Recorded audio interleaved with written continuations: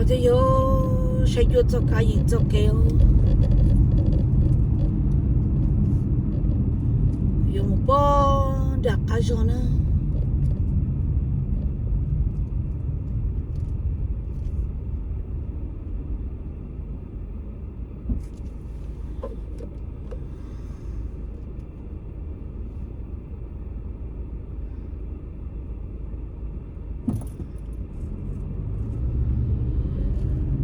？cho lúc trong cho tôi tự công cho lúc tia cho tôi trong nhà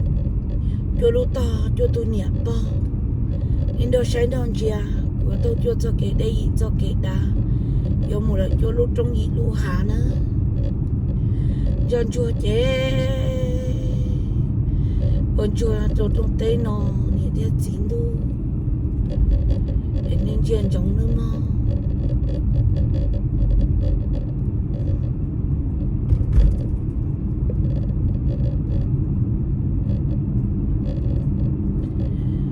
bây giờ nên chuyện chúng cũng cho cái cho những nhà luôn đi tới nó mà cứ này tôi nhau luôn tới luôn chờ cứ này cho ta cứ này cứ gì cho ta ấy trong mình nâng mình to trong hồ bể chê ấy cứ này tua ở lúc này nâng nhau ở cả ở cửa đi nói nên đó sai đó chia cứ này cứ gì cứ nâng cứ nô nị nhỏ ít toàn tu, cứ tay mình chẳng mình dây, ít lần nị nhỏ ít khó, ấy cứ tôi luôn mình nâng, tôi nhị lúc xưa lúc chừng lo, cứ nị chia sẻ hạt tiền, lúc tôi đã ăn nó, cho chứng tu chữ a, cho chữ tê chữ chờ, cho bao giờ chữ công phát tiền phát tài tu, yêu cầu tông cổ lâu, yêu nó sai non chia, cứ cho cái cho nhị nhỏ tiền tê nó, cứ vậy tôi bao nhiêu xưa. Cô tôi chỉ tao upload one tu, chỉ tao xài one lụt cho nó tư. Cô ấy tôi tin nâng, cô yêu lọ cô chỉ nhẹ cái phe, cô nhìn nhá cho cái thay yên sư, ta chỉ cho cái yêu chờ, cho cái yêu nhẹ, cho cái yêu thọ, cho nó cho mò, yêu thọ cũng thọ mong, yêu nhẹ thọ nó tao, lo nhẹ tao mê sư, để thọ luôn tu luôn tên đơn chia theo mò. Thằng luôn tụi nó thấy nó bỏ nó bua cho sáng đó chùa giờ cứ là bông trâu luôn đi tên nó bông trâu luôn nâng nó chua luôn gì bông trâu luôn ra kho luôn cá dê cá chả khó tư lại lo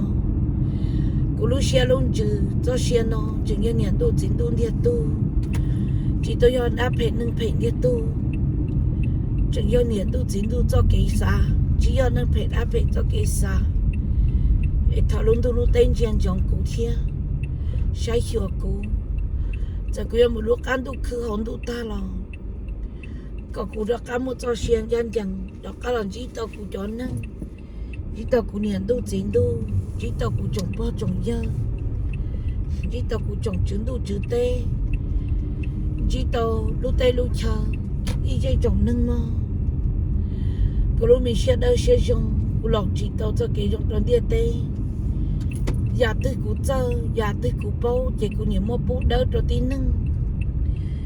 giờ chỉ ở nhà chỉ ở nuôi hoàng thì chỉ trong cái giờ tôi cũng chơi giờ tôi cũng bao mà nè chỉ ở nhà giờ tôi cũng chơi giờ tôi cũng bao mà nè chỉ ở nuôi hoàng thì ấy nè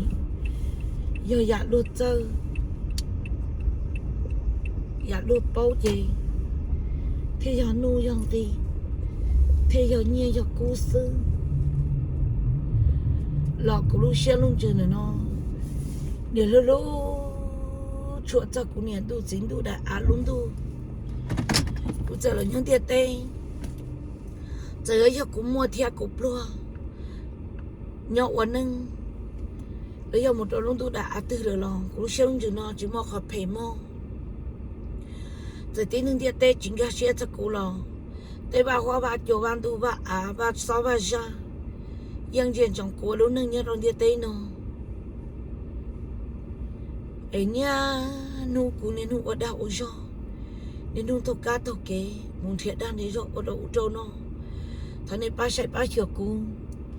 khử tàu của cho lão ấy bớt bây giờ đến nó ai có sẽ là tao can nó sẽ là tao cho cái trong yếu nó ít trong bao trong giờ trong mấy chứng đâu chưa à chưa tết chưa chờ cũng cho nhỉ là cũng mua đi trả cũng bù đi để cho nên nó và khó dùng để cho bé sẽ đỡ nó ấy cũng lúc nâng cho nhỉ là nên nó sẽ nó xua cũng tây mình tu mình nhua thì anh đó bảo phụ cũng cho xe nó có chỉ cho tu mà ấy cũng mua chơi mua nhung nho ấy cũng được khử cho nên nó nên mua cá mua kế này là tao nó cho cũng có cũng một cỡ chút cỡ chi cứ cho cam nhớ là cũng tây cũng chờ có cũng mua cho xe nó mua cũng chỉ chơi hợp lo hợp tua nữa ít trong chuyện đâu chưa à cho tây chỉ chờ cho lúc chạy này ba sai chỉ cho cái cho lúc nhung này ba chạy chỉ cho câu nữa hay là nó này à mà